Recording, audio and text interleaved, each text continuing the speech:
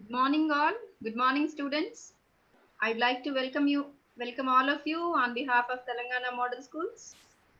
Firstly, I would like to thank all the students who have joined us from various locations across Telangana for these webinar sessions.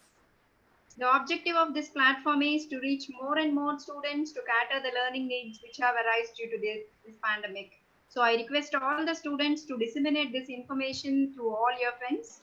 And also, I would like to extend my special thanks to the resource persons, none other than our beloved teachers, as they have taken a leadership role in this COVID-19 challenging times to share their knowledge and expertise.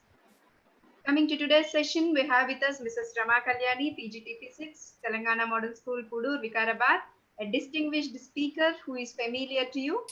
Good morning and welcome, madam. Good morning, ma'am. In the previous session, we discussed about the principle of superposition of waves and the reflection of waves. Today, she is going to continue with standing waves and normal modes and lots of waves in a stretch. Now, I request Mrs. Rama Kalyani to continue.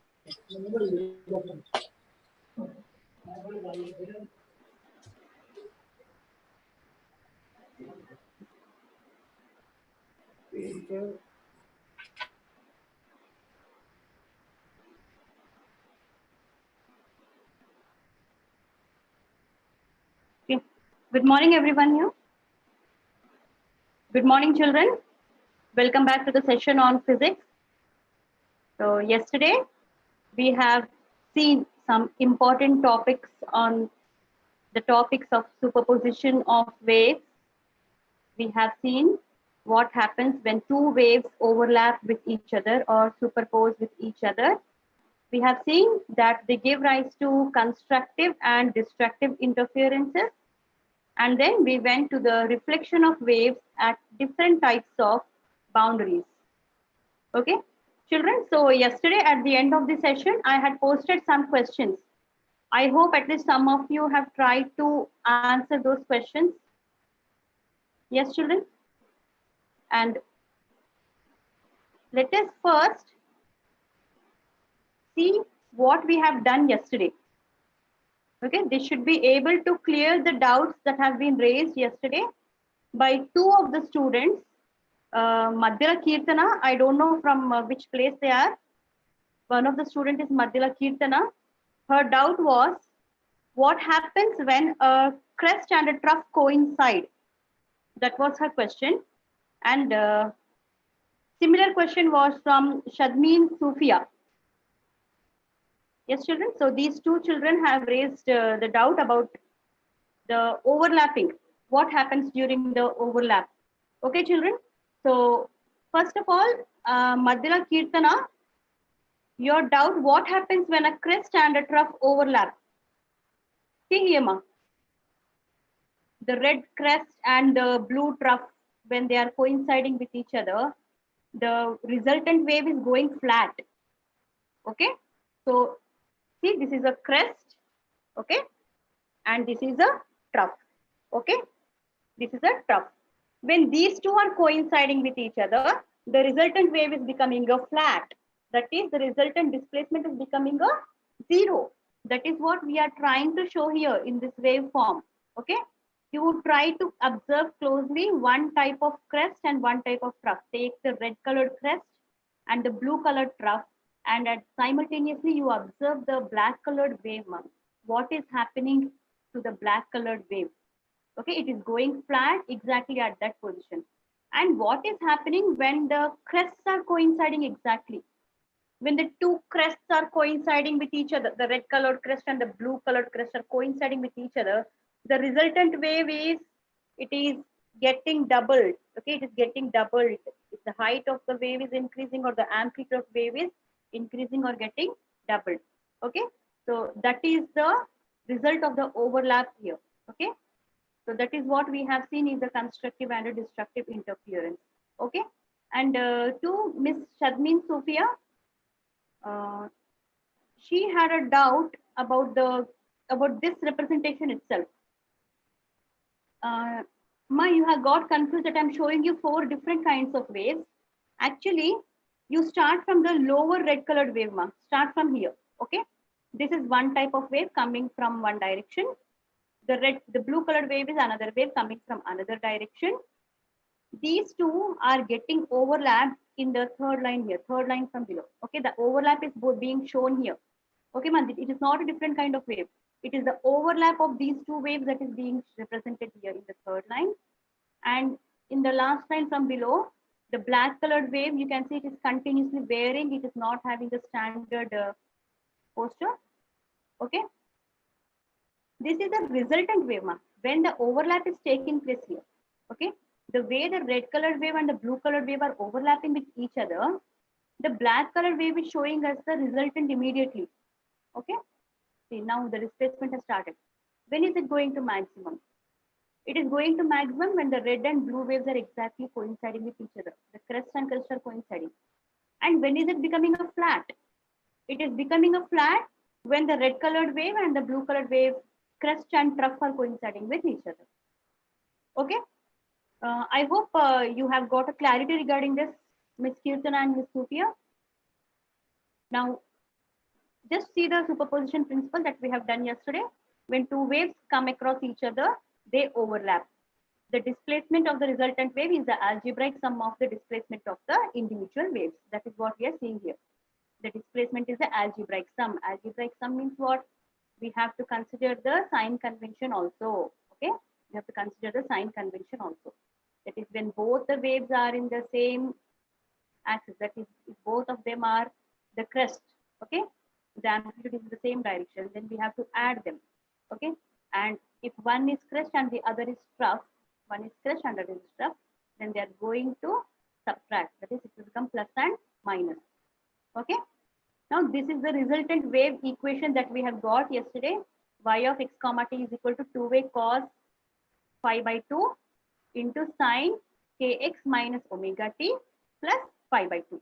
Okay. So in this, 2a cos phi by 2 comes out as the amplitude of the resultant wave. Okay, children. 2a cos phi by 2 comes out as the amplitude of the resultant wave, and this entire equation is called as the displacement equation.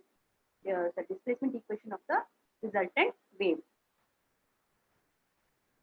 And then we have seen the conditions of constructive and destructive interferences.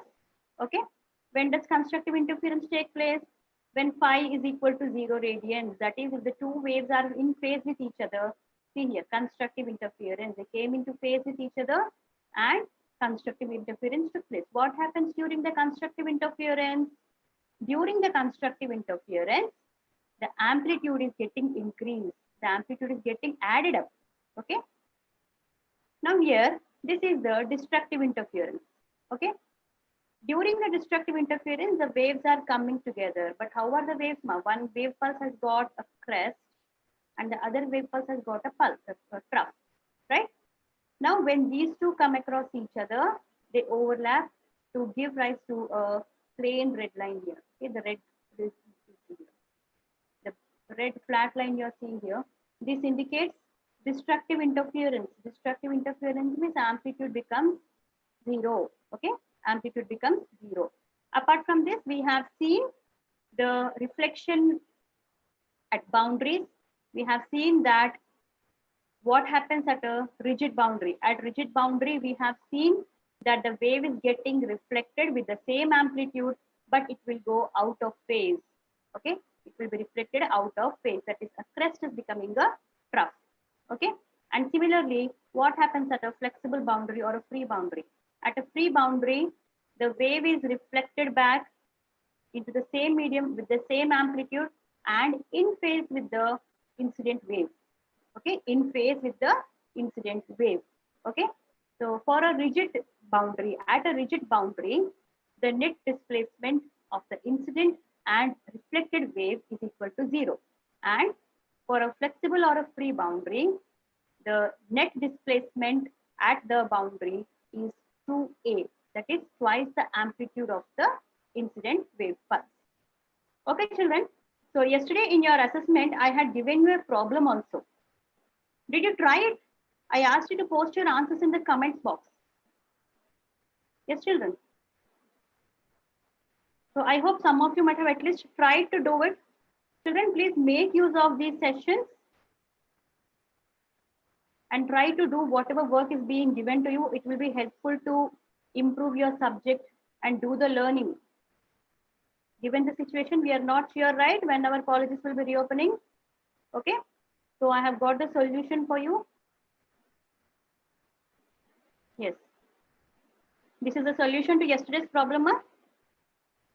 I had taken amplitude of 1.2 centimeters, and the phase difference between the two waves is 90 degrees. Okay, the phase difference between them is 90 degrees.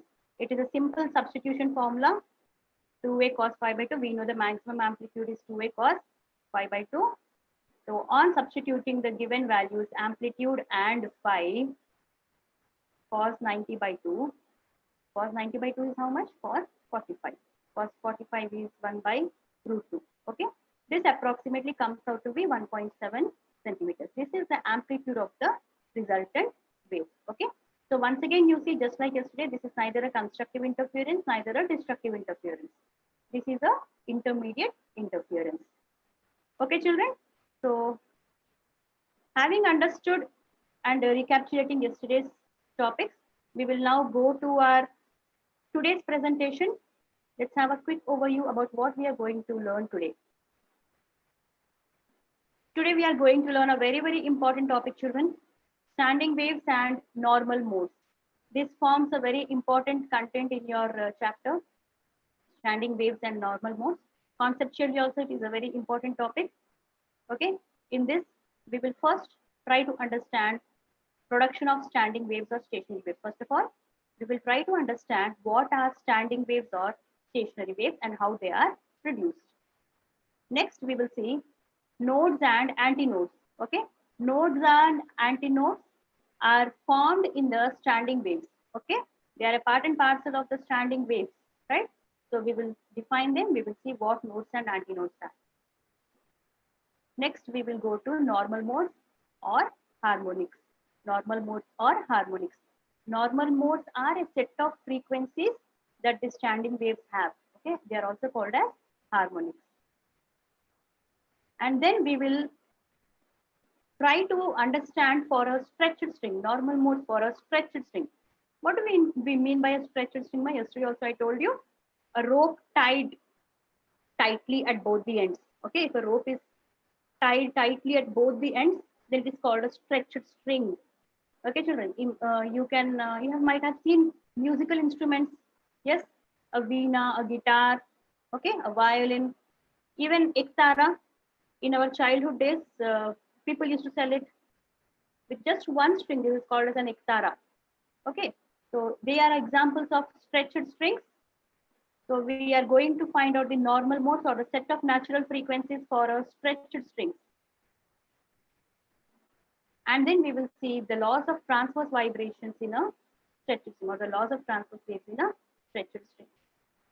That is, what are the laws governing the frequency of the transverse waves when the wave is stretched, or when the string is stretched.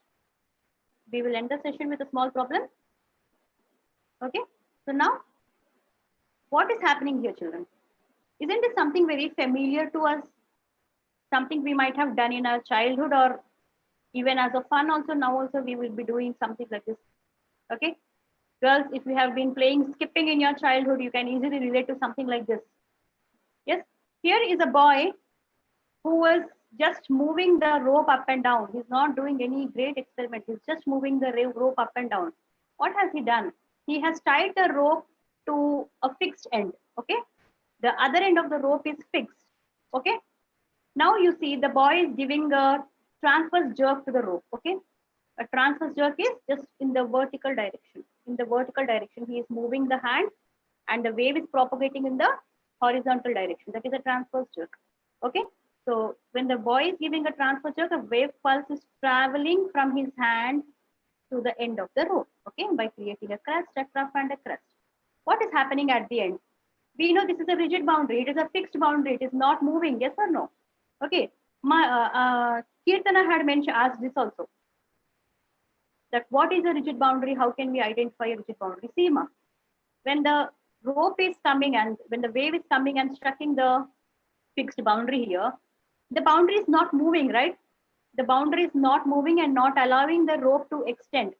Okay, continue the wave, right? So we can say it is a fixed boundary. This is how we identify the fixed boundary from other types of boundaries. Okay, so the wave is getting reflected back in the opposite direction. Okay, now if this continues, there will be a steady wave pattern. The wave is not moving to the left, not moving to the right. It is neither going forward nor going backwards.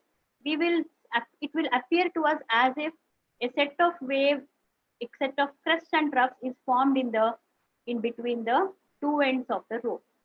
Okay, children, this is how a standing wave is produced. So we can understand the production of a standing wave by first the superposition of two traveling waves in opposite directions give rise to a steady pattern of waves which appears to be still. So first we can consider, like yesterday we have seen in some images, if two waves are traveling in the opposite direction, okay, traveling in the opposite direction, they are superimposing with each other. Okay, when they are superposing with each other, they are going to give rise to a steady pattern. Okay, they're going to give rise to a steady pattern.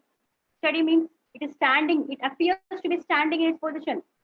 We feel as if it is neither moving to the left, it is neither moving to the right, but it is just vibrating in between the two ends. Okay, so this steady pattern is a standing wave. And another way of producing a standing wave is what the boy is doing here. A wave propagating between two fixed ends is reflected at both the ends. Okay, now the wave coming from here is reflected from this end, and again coming from here, again reflected from this end. Okay, so this reflection continues just like the badminton game or the shuttle game. Okay, it is going from one end to other end continuously. Okay, so this is giving rise to a steady pattern again. A wave propagating between the two fixed ends is reflected at both the ends. It is reflected at both the ends. The superposition of the incident and the reflected waves. Okay, the superposition of the incident and the reflected waves give rise to a steady pattern. It gives rise to a steady pattern. Steady pattern, once again I'm telling you, is a standing pattern. It is not moving forward, it is not moving backwards. Okay, so this type of pattern of wave is called as a standing wave.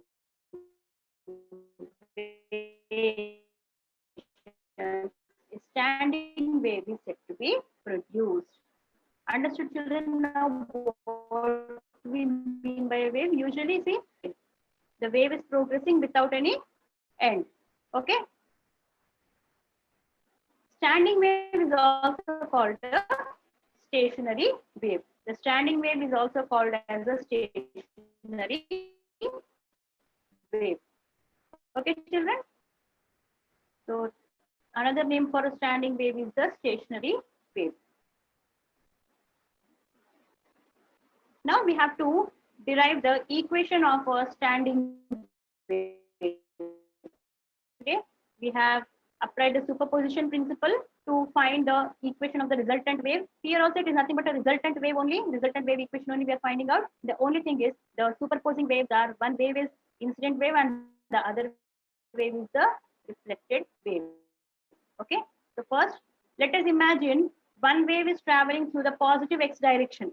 One wave is traveling through the positive x direction. Its equation is familiar to us.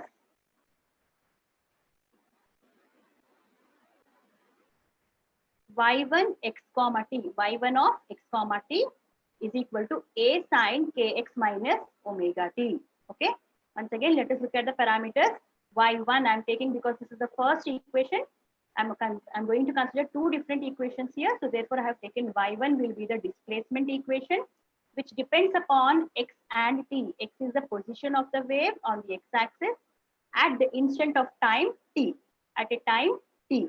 Okay, and a is the amplitude of the wave, k is the angular wave number or the propagation constant. K is the angular wave number or the propagation constant given by 2 pi by lambda. Okay, and omega we all know it is the angular frequency. It is the angular frequency given by 2 pi by capital T, not small t, 2 pi by t, capital T, which stands for the time period. Okay, children. So this is the displacement equation or the equation of the wave that is traveling along the positive x direction. Now what do we need? We need another wave, that is its reflection. We need the reflection of this wave. Okay, this wave is reflected from a rigid boundary along the negative x direction, right?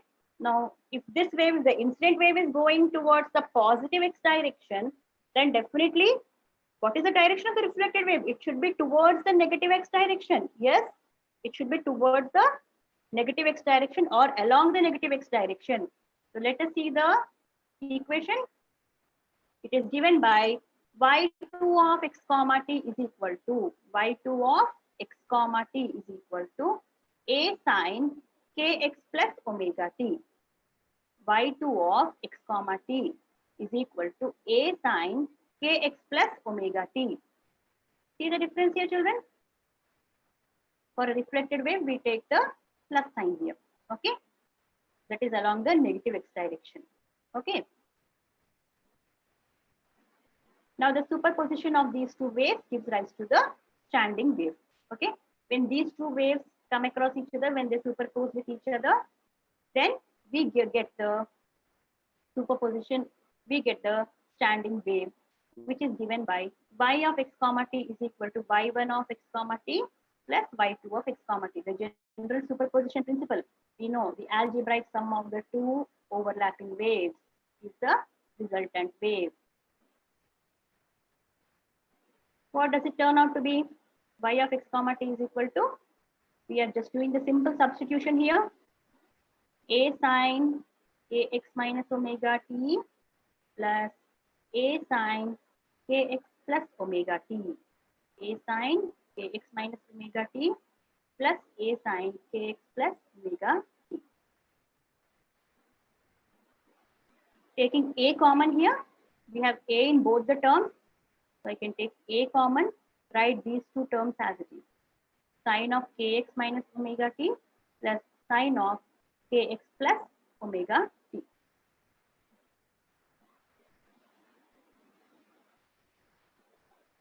So here we will make use of a trigonometric identity, sine of a plus b plus sine of a minus b. Sine of a plus b plus sine of a minus b is equal to 2 sine a cos b is equal to 2 sine a cos b. This is a trigonometric identity that we are going to use to solve the above equation. So what do? We are considering from the above equation kx is equal to a. Let kx is equal to a and omega t is equal to b. Okay. Let kx is equal to a. That is, now in the place of a we are having kx, and in the place of omega t we are having b. Okay. So now the resultant wave will turn out to be in this form, 2 sine a cos b. It will become 2a sine kx cos a is already there in the previous equation. You might have seen. We have taken common. Yes. So it will become 2 sine a cos b becomes 2a sine a is sine kx cos b cos omega t. This is the equation of the standing wave or the stationary wave.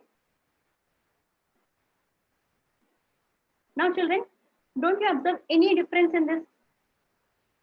Actually, what was our equation when we started?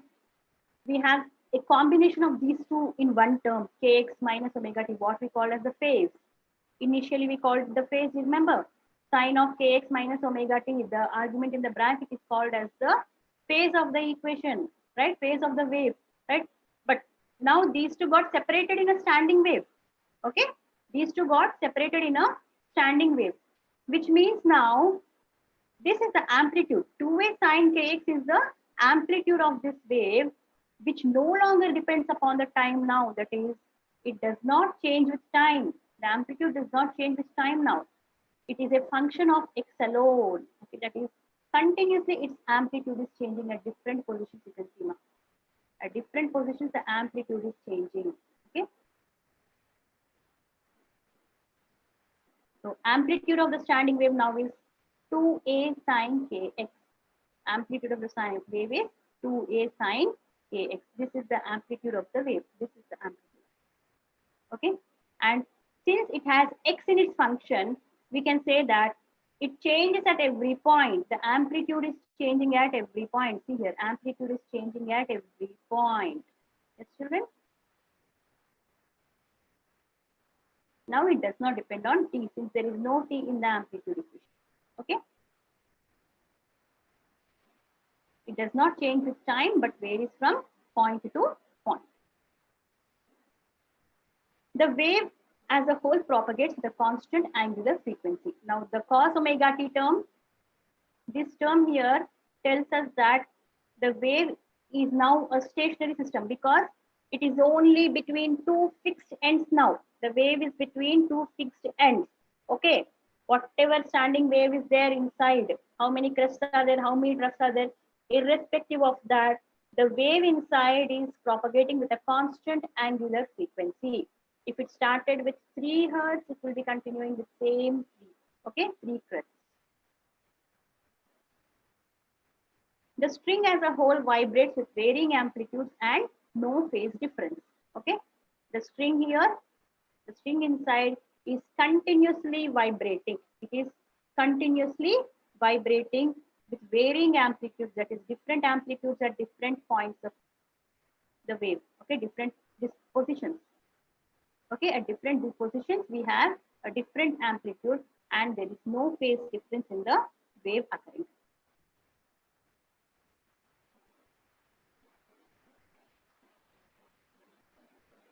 Right, children? Now, in your previous slide, here, we are seeing some peaks here. Yes, actually, it is a single string mark. It is just one string which vibrates in this manner. Okay, which vibrates in this manner. It appears to us like there are two strings. Okay, it appears to us as if it is two strings. Okay, children, if you have ever played or observed anybody playing a skipping rope. Okay, children, I hope you did that, the best physical exercise in our age. If anybody is playing a skipping rope, if they're playing it very fast, observe it, ma. It is, we know it is actually just one single rope, but it appears like a loop. Yes, it appears like a loop when it is going very fast. So similarly, the string here also appears to be two different strings, but actually it is just one string, which is a standing wave, which has formed a standing wave because of the continuous incidence and reflections. Okay. Similarly, we can create in this way also. Okay. Now you are seeing here some points are fixed at the rigid ends. Here also some points are fixed, right? We are going to give a name to them now. Some points are fixed and some points are continuously moving.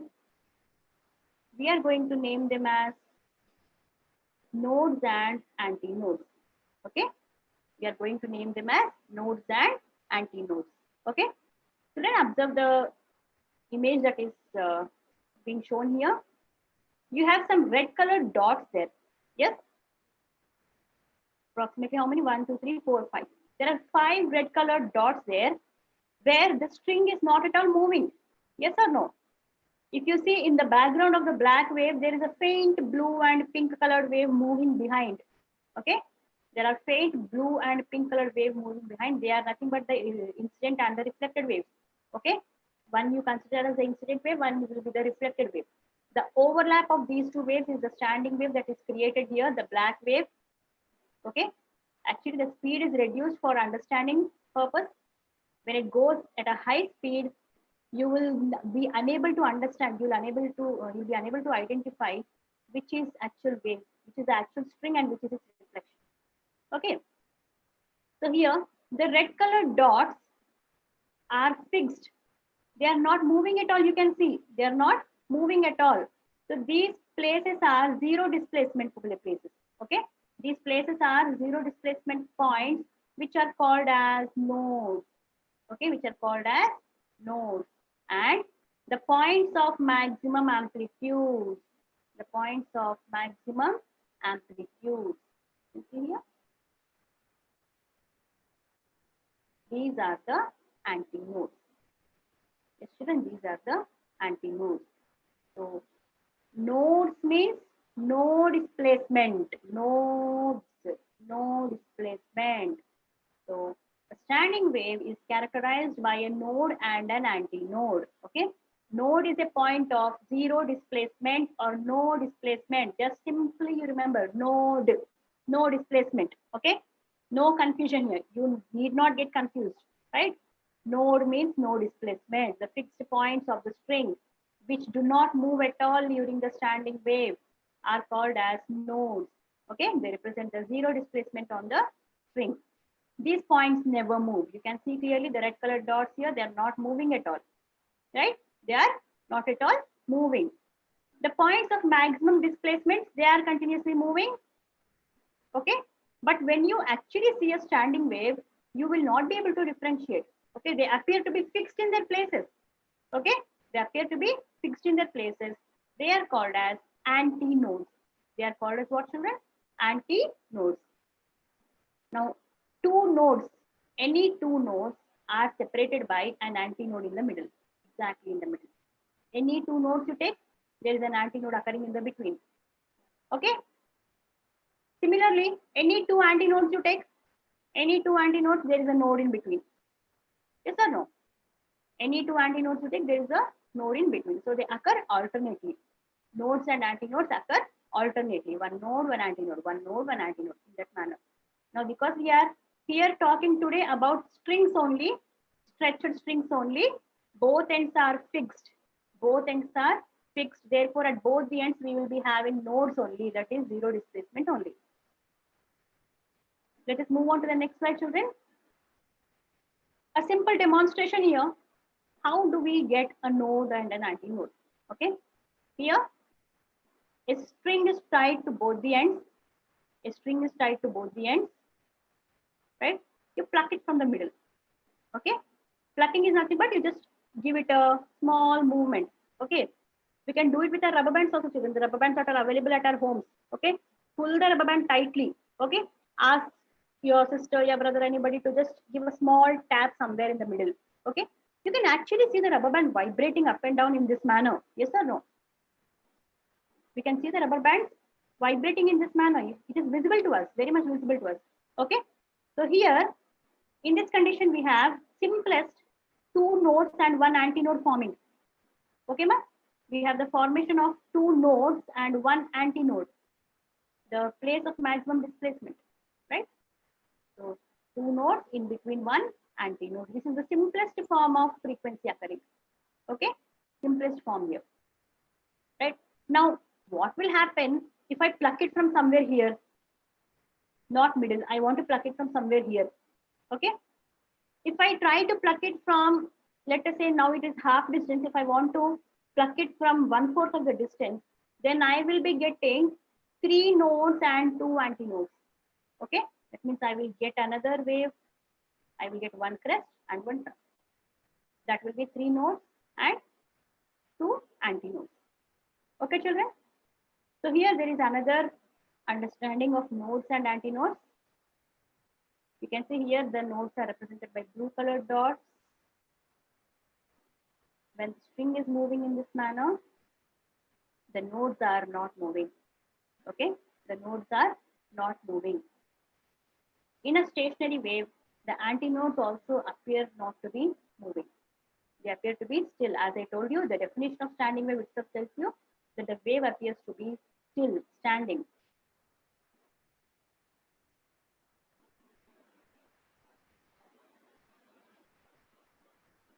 Now, children, will try to understand what are normal modes. Okay, what are normal modes? So first of all, let us try to understand what is the difference between the waves that we have previously discussed. In the previous sections, we have talked about the velocity of waves, transverse waves, longitudinal waves, what type of waves they were. They were traveling waves or progressive waves. Okay, that means they move freely. Okay, they move freely without any obstacle. But here we are dealing with a special case. Here we are dealing with waves that is encountering a boundary on both ends. Yes, stretched string means it is tightly bounded at both the ends. So somewhere we create a disturbance, external disturbance. The wave is propagating, going to one end. It's getting reflected from here, coming to this end. Okay. So this is what is happening. The wave is traveling to one end, getting reflected, once again coming here, once again getting reflected, right? So this is continuing, ma. This is continuing, which means it is not like the previous case. It is not like the traveling wave where it could take any frequencies. Okay, arbitrary frequencies. The term I'm mentioning here, arbitrary frequencies are random frequencies. Okay, here in a stretched string or a bounded string, you will have a natural set of frequencies. Okay, the string will be having its own natural set of frequencies. Okay, these natural set of frequencies are called as normal modes or harmonics. See children, this is how a standing wave appears. Okay, this is how a standing wave appears. It is fixed to both ends. It is moving up and down. A standing wave like this will appear in this form. Okay. Now, the same length of the string, as I told you, if I pluck it from 1/4 of a distance, it will be moving in this manner and the standing wave appears like this. Okay. For this children, we will have, from this children, we will have 5 nodes here and we are getting 3 antinodes. Yes, see, 1, 2, 3, 1, 2, 3, 4. We are getting 4 nodes. 1, 2, 3, 4 nodes and 3 antinodes. Yes. And here 1, 2, 3, 4, 5 nodes and 4 antinodes. Okay, children?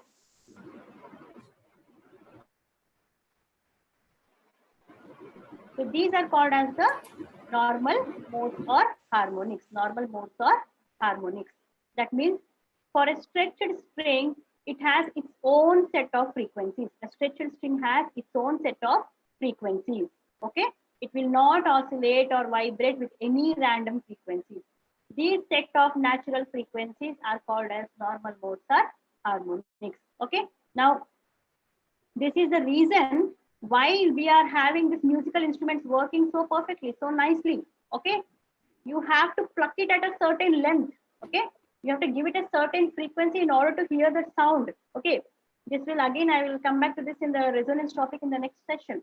Okay, when you give a frequency which directly or which matches one of the natural frequencies or which matches the normal modes of the stretched string, then only you will be able to hear a very good amplitude of music from the musical instrument. Okay, children? So these are called, the natural set of frequencies are called as the normal modes. Now let us see, when do we get this? When do we get this nodes and antinodes? So first here we are going to see nodes and nodes. When do they occur? What did we say, ma? When does a node occur? A node occurs at 0 displacement. Yes, a node occurs at 0 displacement. Displacement is 0. When displacement is 0, a node occurs here. Okay. Now we know this is the amplitude of our equation. We have seen the standing wave equation. Y is equal to 2a sine kx cos omega t. In that I have told you 2a sine kx is the amplitude of the standing wave. Now at node points we know the displacement is 0, means amplitude is 0. Okay, then sine k 2a sine kx should be equal to 0. 2a sine kx should be equal to 0. Now since 2a or sine kx product is 0, means one of them should be 0. A cannot be a 0 because a is already some amplitude is given to the wave. Okay, 2 is a number which cannot be equal to 0, then definitely sine kx should be equal to 0. Sine kx should be equal to 0. Okay, for sine of kx is equal to 0 means sine theta is equal to 0 means theta is equal to 0. For sine 0 we have the value 0, therefore kx should be equal to 0 degrees or 0 radians. Right, children? Now we know from our previous classes what is k, the angular wave number. K is given by 2 pi by lambda. 2 pi by lambda. Substitute this 2 pi by lambda here. 2 pi by lambda into xn.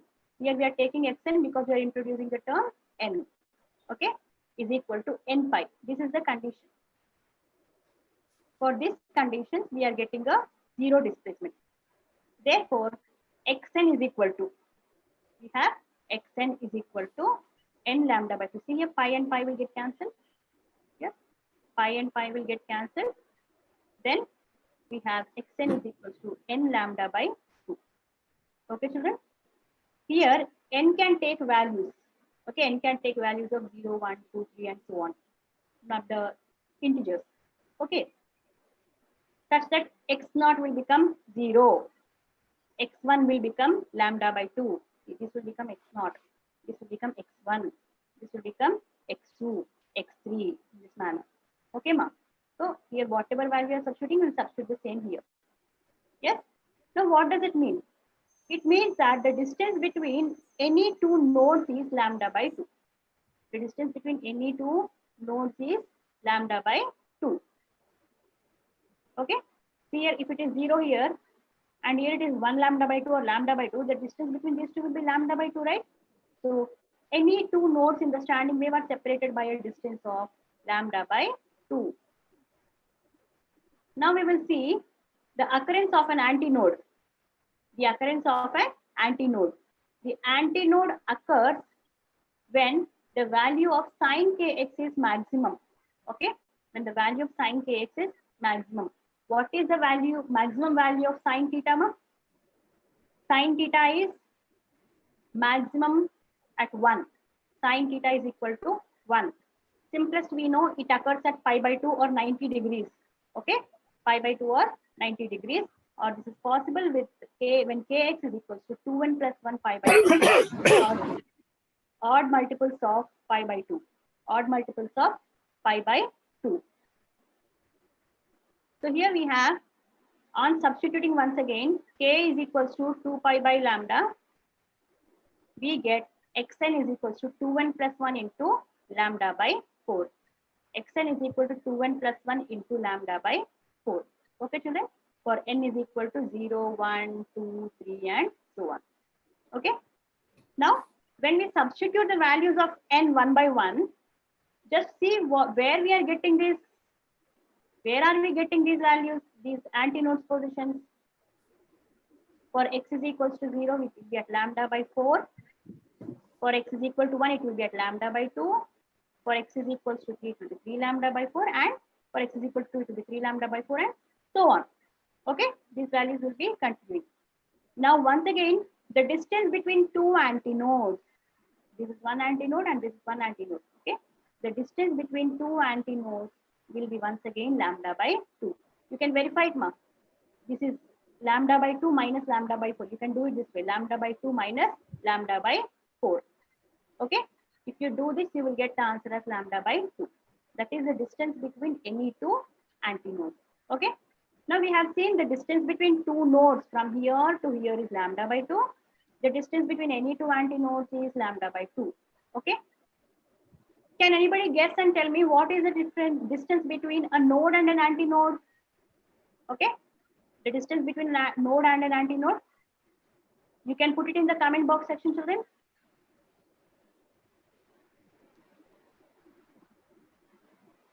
Right? We're going to now find the fundamental frequencies of the stretched strings. Okay, they are mainly for simplest understanding we are doing for stretched strings is considering the musical instruments. Okay, so these are all the stringed instruments which work on the principle of their normal modes only, which work at their natural frequencies only.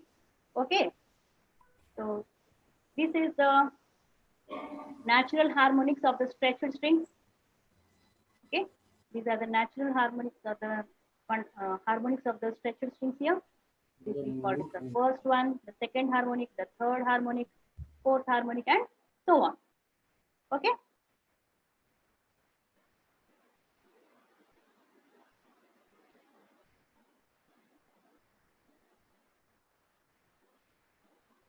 Now let us see the boundary conditions. Let us consider a string of length capital L. Let us consider a string of length capital L, the boundary conditions for the stretched string. That is, we are considering a string of length L, so it goes from x is equal to 0 to x is equal to L. X is equal to 0 and x is equal to L. Okay, children. Now there is a boundary, there is a node at both the boundaries. We know that a stretched string has node at both ends, the first end and the last end. Okay, there are nodes at both the ends. Okay, considering there are n number of nodes being formed there, I can write L is equals to n into, that is the number of nodes being formed, n into lambda by 2. Lambda by 2 is the distance between two nodes. Okay, distance between two nodes. So this is the way I can represent the length of the string in terms of the wavelength. Okay, from here wavelength I can write as cross multiply 2L by n. Lambda is equal to 2L by n for the values of n is equal to 1, 2, 3 and so on.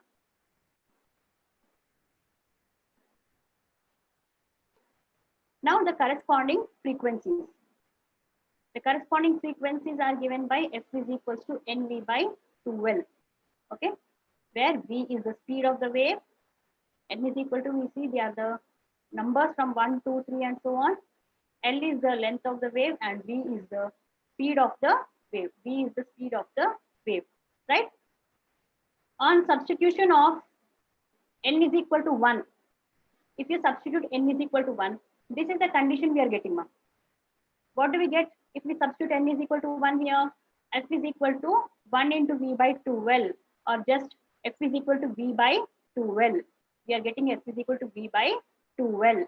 Okay, this is the fundamental harmonic. The first, that is the lowest frequency of the string. That is the lowest frequency of the string. It is v by 2L. Okay, now what happens if I substitute 2 here? 2v by 2L. This is called as the second harmonic. This is called as the fundamental harmonic. Okay, this is called as the fundamental mode or the fundamental harmonic. The first harmonic. This is called as the second harmonic. Fundamental mode or first harmonic.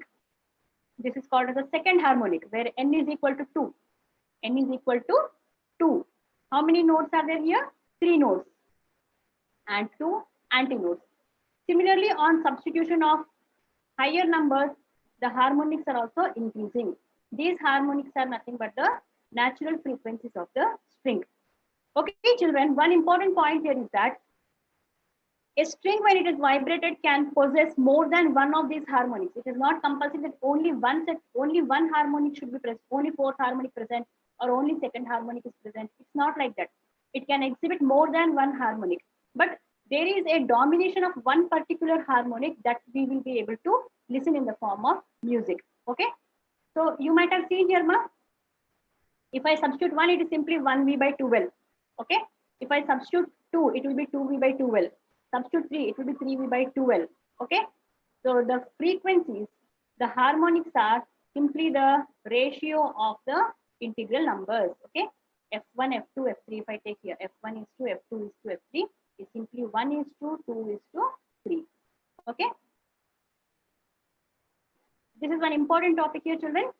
Laws of transverse vibration in a stretched string. For that, we have to remember from your previous class, the velocity of a transverse wave is given by under root of T by mu, where T is the tension in the string. Now, because it is tightly bounded on both sides, it is T tension in the string, the force in the string, the restoring force in the string. Okay, restoring force means what? It is trying to bring back the string to its original position. That is the restoring force in the string, the tension. What is mu? Mu is the linear mass density. That means mass of the string by length of the string, mass per unit length. Okay.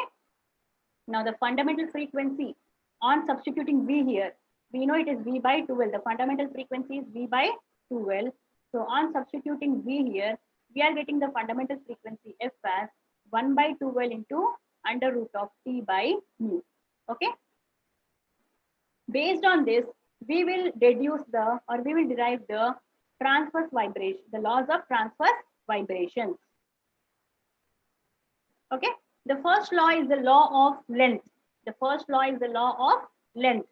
F is inversely proportional to the length. In our formula, what did we see? F is equal to 1 by 12, 1 by 12, which means L is occurring in the denominator. So F is proportional to 1 by L, or F is inversely proportional to the length of the string. Okay, what does it mean? If the length of the string is more, if you are taking a long string, then the fundamental frequency decreases. Okay, the fundamental frequency decreases. Okay, the next one we have the law of tension. The law of tension. Frequency is directly proportional to under root of t, the square root of t. F is directly proportional to square root of t. Okay, the more the tension, the more high pitch we can produce in the musical instrument. Okay, so if you have seen any guitarist picking up his guitar, immediately he's checking with the keys there. Okay, he's trying to tighten the keys there so that the tension in the string increases and he can produce a good frequency of music. Okay, and then the law of mass also says that F is inversely proportional to under root of mu. Okay, F is inversely proportional to under root of mu, that is the mass per unit length. Okay, so these are the laws of transverse vibrations, children.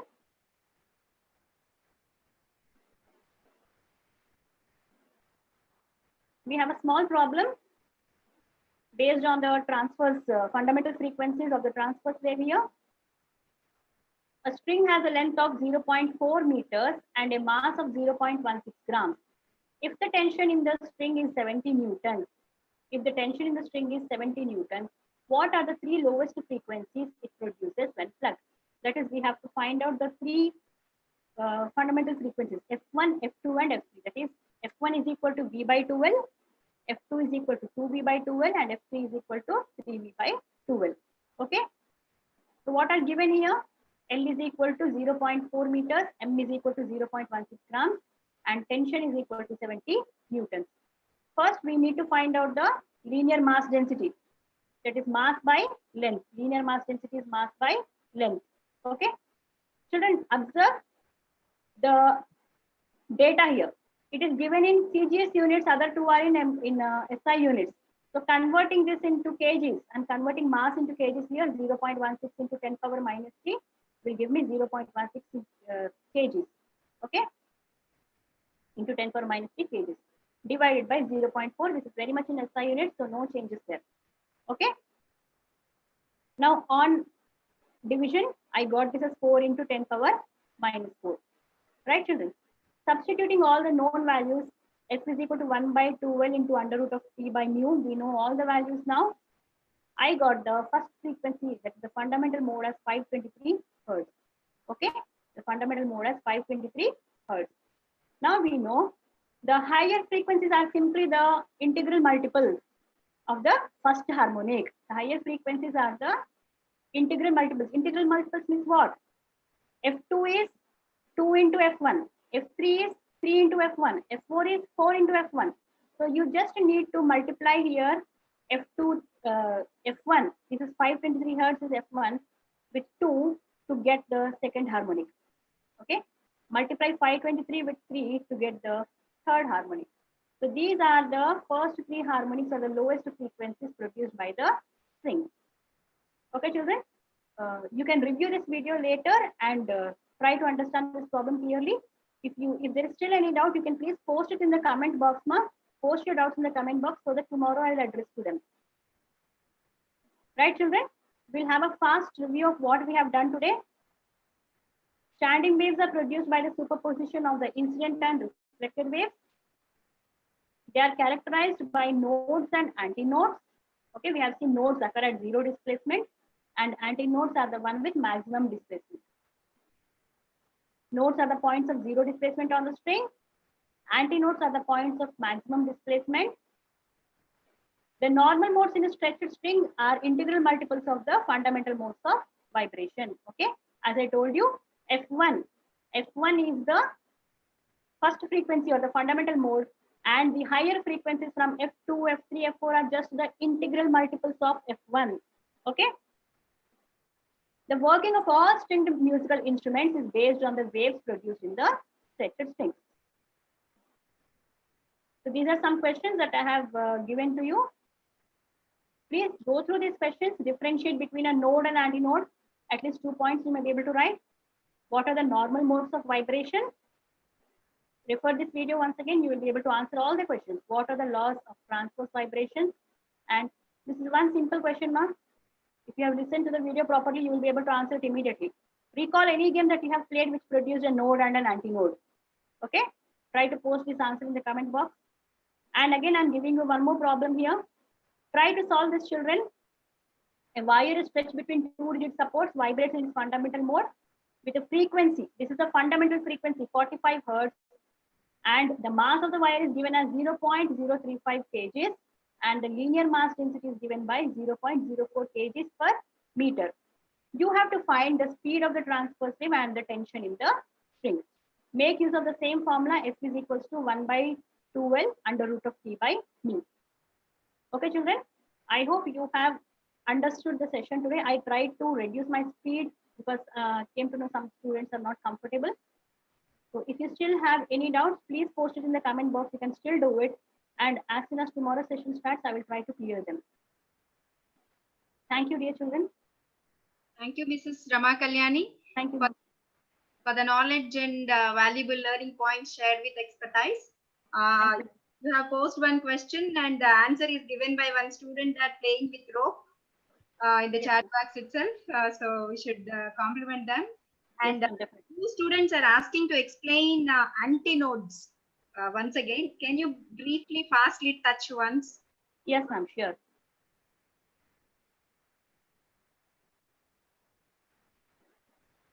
Antinodes, when we are talking about a standing wave here, children, please observe carefully.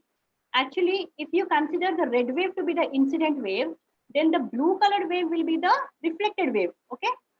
The red colored wave is the incident wave and the blue colored wave is the reflected wave. Okay. So a standing wave will together appear like this to us. Okay. The incident wave together with the reflected wave, we are able to see it together. Okay. Now this distance you can see here, this point, these 2 points, these points are called as the antinodes, the points of maximum displacement. So in between here, in between the two black dots are the node points. Okay. They are the node points of zero displacement. Exactly in between these two nodes, there is a place where the maximum amplitude or the maximum displacement of the standing wave is seen. Children, now we are not talking separately of an incident wave and a reflected wave. Separately, we are not talking. We are talking about a standing wave. So you have to consider this displacement here from the blue colored dot to the red colored dot. This is the point of maximum displacement. These points are called as antinode points. Okay, children? These points are called antinode points where the displacement is the maximum in the standing wave. Okay? Okay, ma'am. Thank you so much. This session has really provided some very concrete basic concepts of waves like standing waves and normal modes and nodes and antinodes and so on. And nice balance of theory and practice. I hope students feel confident in applying the content and formulas to solve new problems as well. And students, revisit this topic on our YouTube channel for more comprehension of the topic. So see you all tomorrow with another interesting topic in waves, continuation of this topic. And thank you, Mrs. Rama Kalyani. Thank you. Thank you, ma'am.